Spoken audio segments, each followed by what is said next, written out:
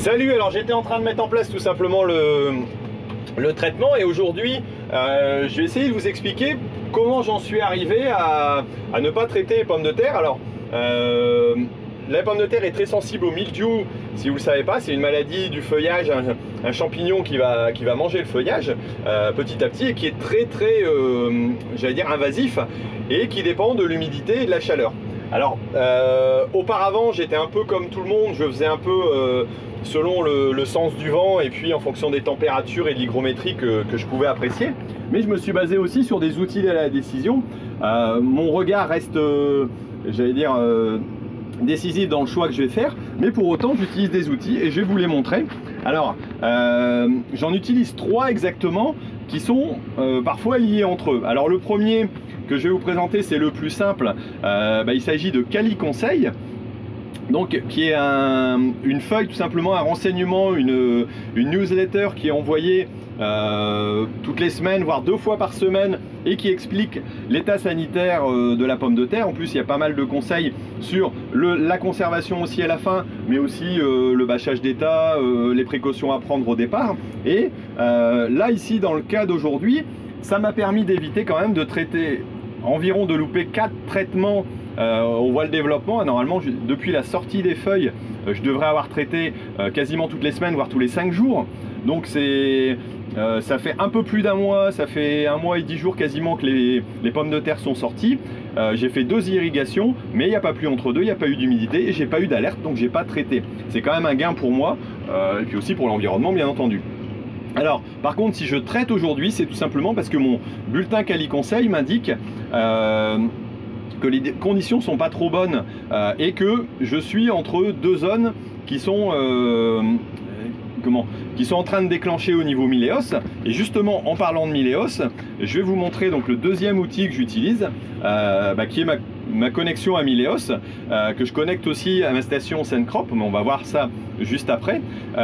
Et la Miléos me permet de voir, on voit ici sur la parcelle que je suis en train de traiter, que j'ai une indication où il faut que je traite absolument. Alors j'aurais dû déjà traiter hier, mais pour autant je ne l'ai pas encore fait. Et bon, les conditions sont à peu près potables. Par contre, je vais vous expliquer aussi pourquoi je traite alors que c'est quelque part un petit peu limite. Allez, on va faire la fourrière et puis je vais reprendre ça. Alors ici, je suis situé juste à côté de la Cuma sur des pommes de terre qui sont des pommes de terre fontanes destinées à l'industrie.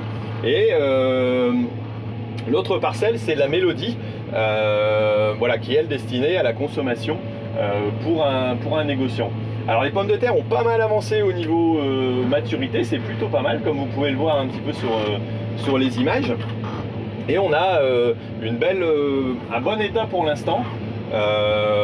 Voilà, alors j'ai utilisé les capteurs aussi pour pouvoir réguler mon irrigation sur ces pommes de terre là, et ça marche pas mal. On voit, elle commence déjà à être à floraison, donc c'est la pleine période où leur développement est fait et on a quelque chose qui est plutôt pas mal au niveau du développement pour l'instant, aussi grâce à l'irrigation, parce qu'il y a des parcelles qui sont plutôt tristounettes.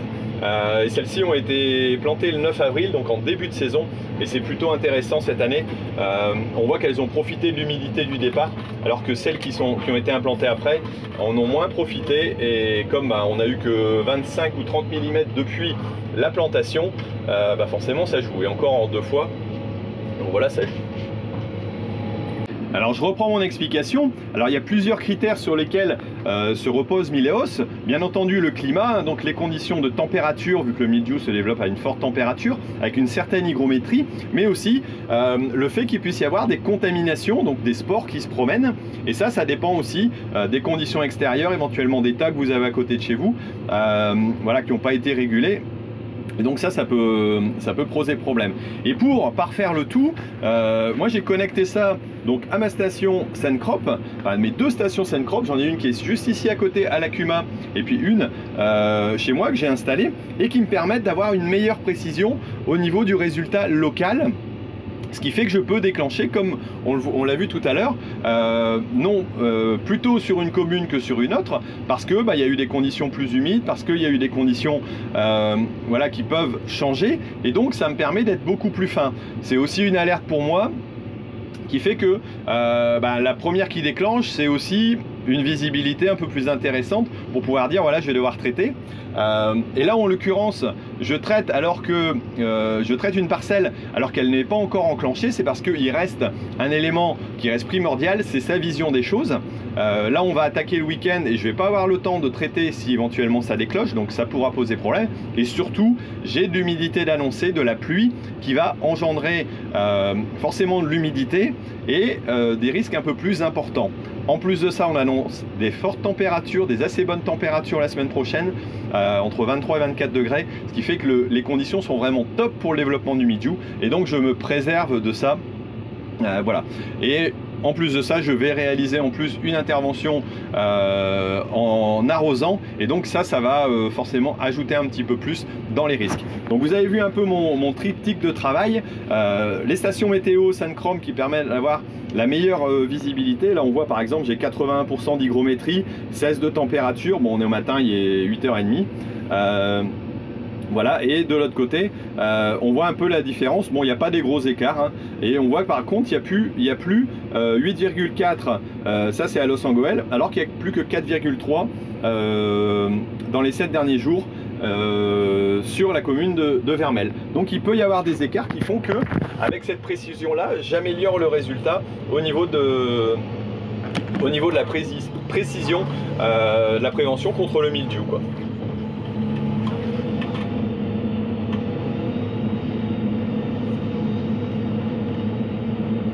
Voilà, vous avez compris un peu mon trio de choc que j'utilise pour décider si j'interviens ou pas. Moi, ça me permet de faire des économies substantielles, parce que traiter, ça a un coût, hein, forcément.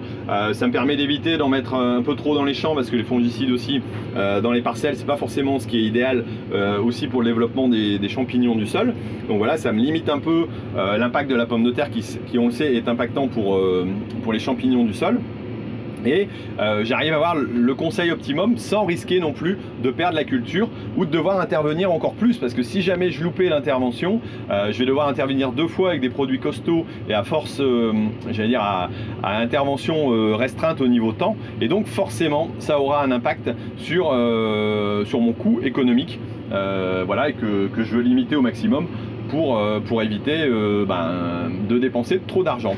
Donc voilà, vous avez pu voir un petit peu, vous avez pu profiter aussi des conditions à peu près clémentes de l'intervention et puis de quelques images sympas. Donc voilà, écoutez, moi je vous laisse, je vous dis à bientôt pour une autre vidéo qui explique aussi mon métier puis mon activité. Si vous êtes intéressé par mon bouquin et que vous voulez avoir des renseignements, vous pouvez encore vous inscrire, il n'y a pas de souci, pour que je puisse pour que vous puissiez exactement être dans la zone VIP, dans lequel il y aura le maximum d'informations, les fiches, les reportages que je vais éditer avec le bouquin, dont vous savez les titres, hein, sûrement, j'ai dit la dernière fois. Non, vous ne savez pas? Et bien c'est tout simplement Dans les bottes de ceux qui vous nourrissent. Et ben oui, voilà, c'est le titre, Dans les bottes de ceux qui vous nourrissent. L'agriculture mérite d'être expliquée, c'est bien le titre. Voilà, écoutez, moi je vous laisse, je vous dis à bientôt, mettez-moi un petit commentaire si vous avez apprécié la vidéo, et puis on se retrouve très prochainement pour une autre vidéo. Allez, ciao!